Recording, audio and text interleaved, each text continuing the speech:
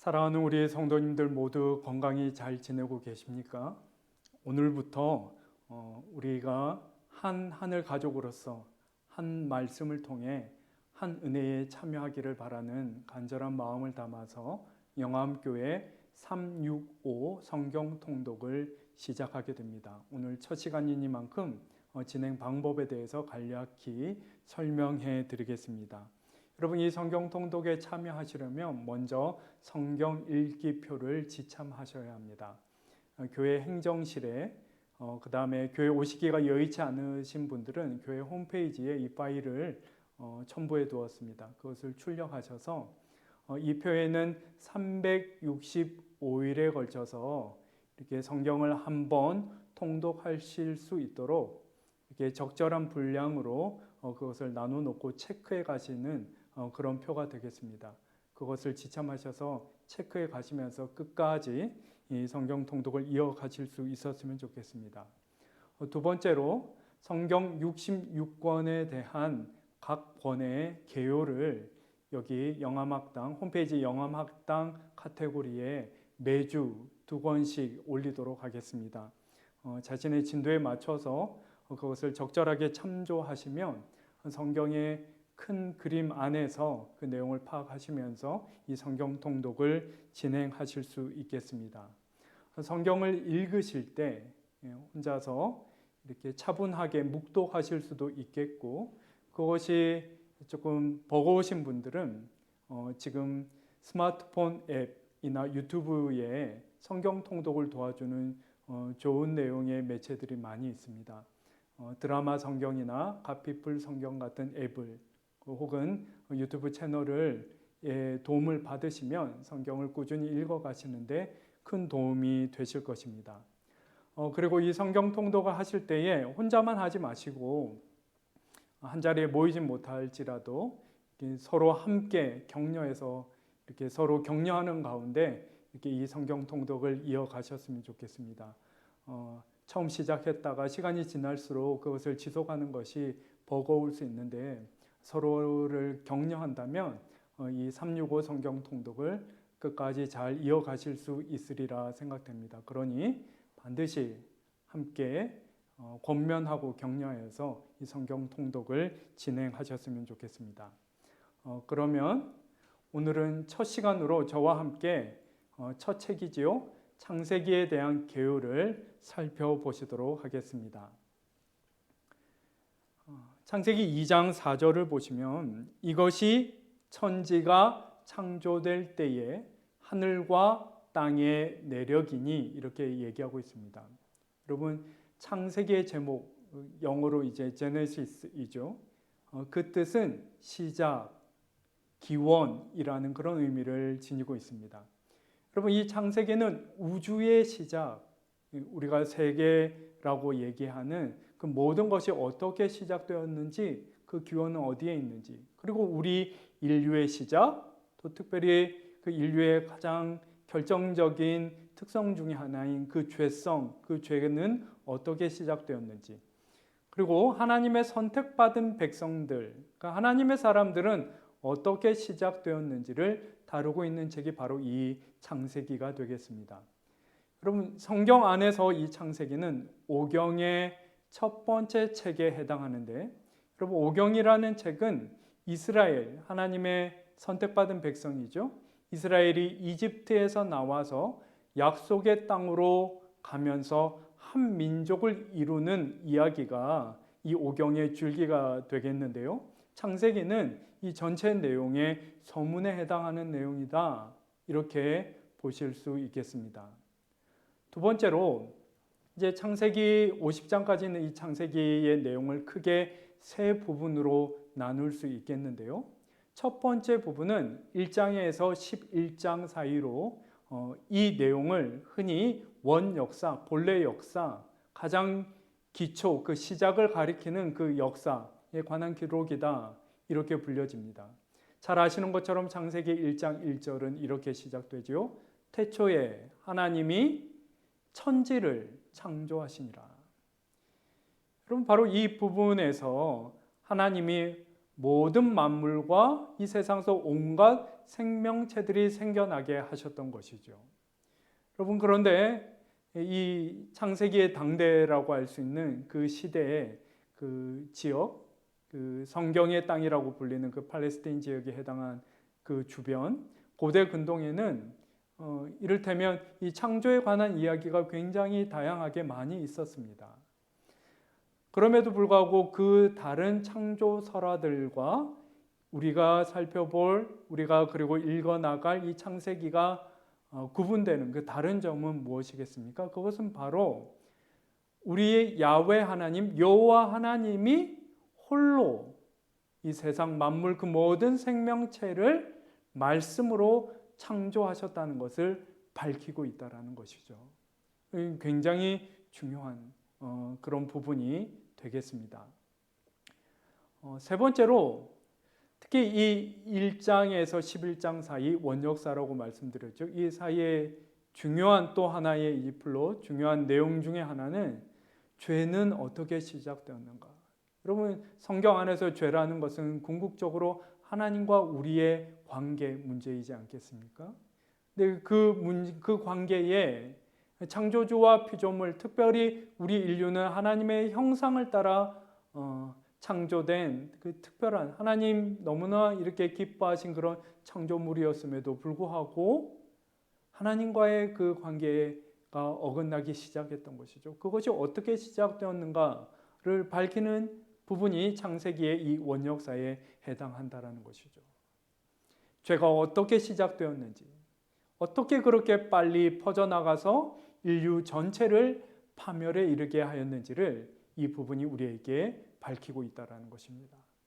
여러분, 이 1장에서 11장 사이에 보면 처음 죄라는 것이 생겨나고 사실은 한 번의 기회가 있었던 것이죠. 노아와 그 홍수 이야기를 주 내용으로 하는, 그것은 사실 우리 인류 가운데 죄를 없이 하는, 씻어낼 수 있는 그 정화의 기회였음에도 불구하고 드러나는 것은 어떤 사실이었습니까?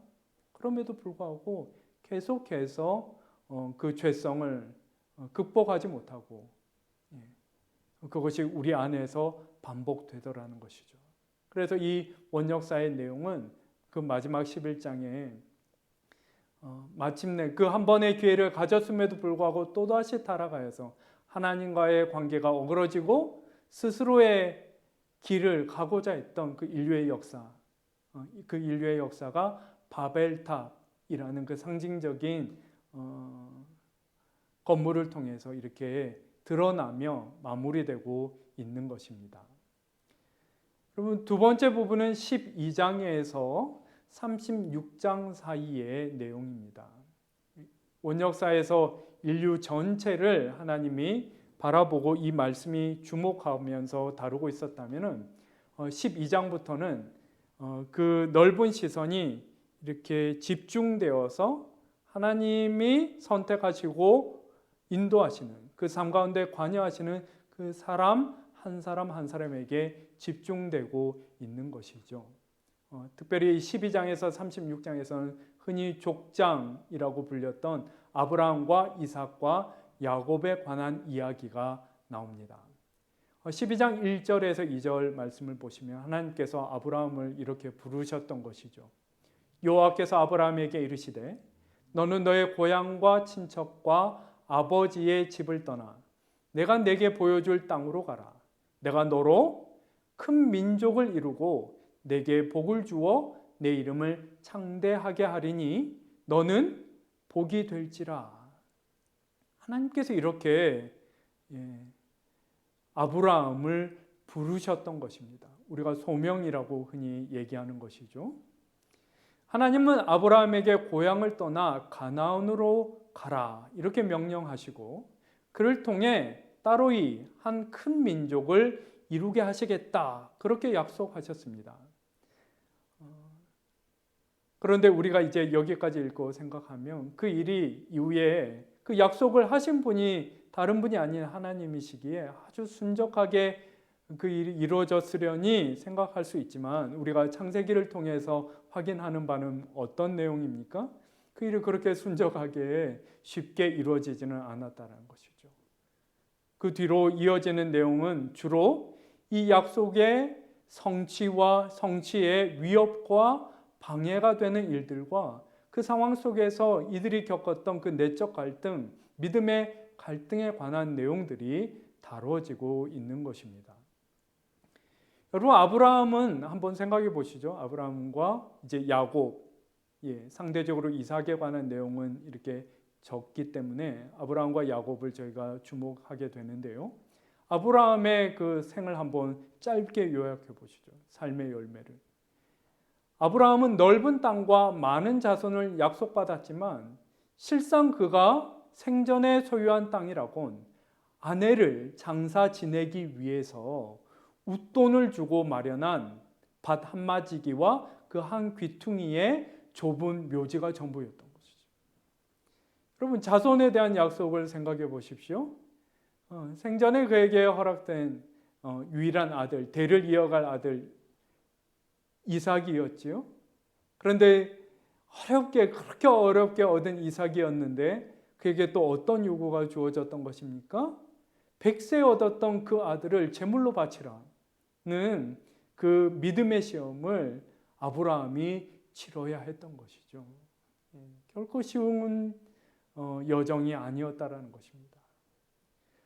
야곱은 어떻습니까? 여러분, 아브라함의 그 어려움은 어떤 면에서 외적 조건에서 비롯된 것이다. 이렇게 아이를 잉태할 수 없는 그런 계속해서 떠돌아야 했던 그런 조건에서 비롯된 것이었다면 야곱이 나타내는 어려움은 어디서부터 시작된 것입니까? 야곱의 속에서부터, 그 마음으로부터, 그의 인격으로부터 비롯된 것을 저희가 기억할 수 있죠. 여러분, 야곱이 어떤 인물이었습니까? 끊임없이 다른 사람들을 속이며 갈등을 빚었던 인물이 바로 이 사람 야곱이죠. 그런데 그 내용을 자세히 면밀히 살펴보면 야곱이 다른 사람만 속였던 것은 아닌 것입니다.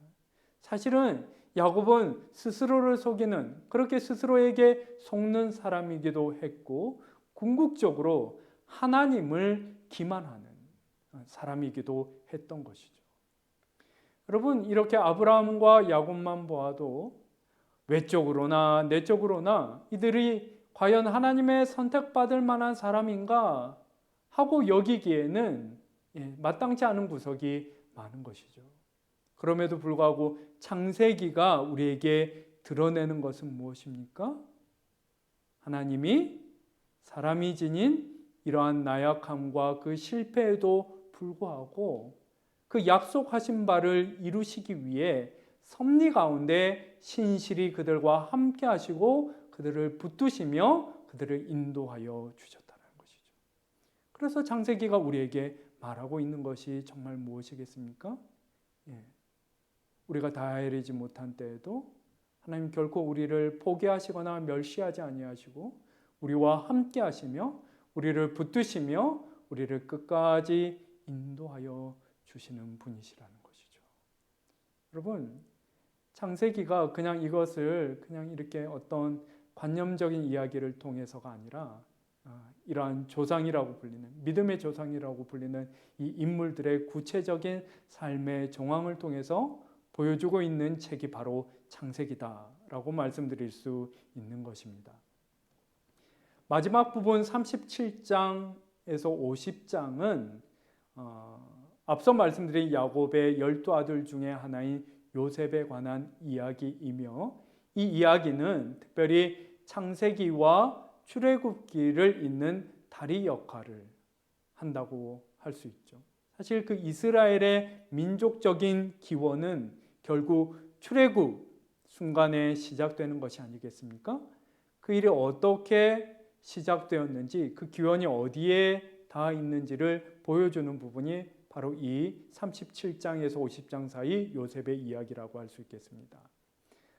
여러분, 여기서도 보시면 그 형제들 12아들, 야곱의 12아들, 이 사람들은 어떤 사람들입니까? 늘 이스라엘을 가리켜 12지파라고 얘기했는데 그 각각 지파의 조상이 될, 시조가 될 그런 인물들이 아니었습니까? 그런데 그들 간에 그 이야기라는 것이 아름답지만은 않은 것이죠. 오히려 정말 이렇게 온갖 음모와 갈등으로 가득한 것이 이 요셉의 이야기가 아니겠습니까? 그래서 그 창세기 마지막 즈음에 요셉이 그 모든 일을 겪은 이후에 이렇게 고백하고 있는 것이죠. 당신들은, 형제들을 가리키는 것이죠. 당신들은 나를 해하려 하였으나 하나님은 그것을 선으로 바꾸사 오늘과 같이 많은 백성의 생명을 구원하시게 하시려 하셨나니.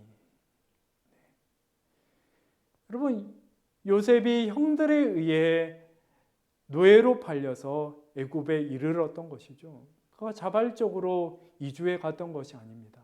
이게 얼마나 잔인하고 요셉으로서는 비참하고 혹독한 상황이었습니까? 그런데 하나님께서 그 일 가운데 어떤 일을 진행하고 이루고 계신 것입니까? 그 인간의 잔인함이 드러나는, 악성이 드러나는 그 행위를 통하여서도 하나님이 섭리 가운데 역사하시기를 그 일을 통해 야곱 일가뿐만 아니라 장차 첫 사람 그 아브라함에게 언약으로 주셨던 큰 민족을 이루겠다 하신 그 일을 이루시기 위한 모판으로 애굽을 삼으시고 출애굽을 이미 이때에 준비하고 계신 것을 우리가 볼 수 있는 것이죠.